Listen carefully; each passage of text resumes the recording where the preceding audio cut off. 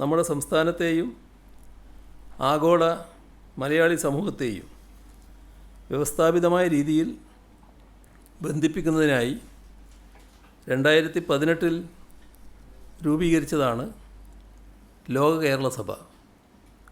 സഭയുടെ 5ാം സമ്മേളനം ജനുവരി 29, 30, 31 തീയതികളിൽ നടക്കുകയാണ്.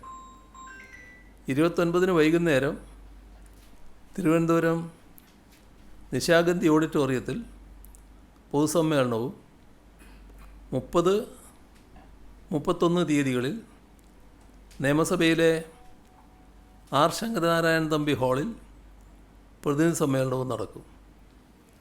കേരള നിയമസഭയിലെ അംഗങ്ങൾക്കും കേരളത്തെ പ്രതിനിധീകരിക്കുന്ന പാർലമെൻറ്റ് അംഗങ്ങൾക്കുമൊപ്പം രാജ്യത്തിനകത്തും പുറത്തും വസിക്കുന്ന നാമനിർദ്ദേശം ചെയ്യപ്പെട്ട പ്രവാസി പ്രതിനിധികളും ചേരുന്നതാണ് സഭയുടെ അംഗബലം.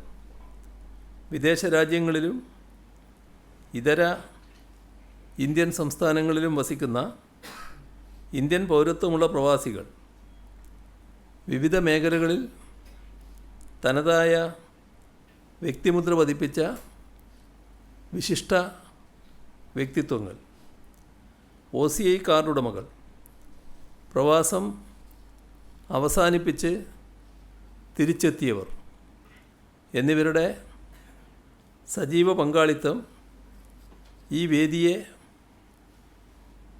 വിശ്വമലയാളികളുടെ ഒരു സമഗ്ര ജനാധിപത്യ സംഗമമാക്കി മാറ്റുന്നു. 36 രാജ്യങ്ങളിൽ നിന്നുള്ള പ്രതിനിധികളെ ഉൾക്കൊള്ളിച്ച് ആരംഭിച്ചതായിരുന്നു ലോക കേരള സഭ.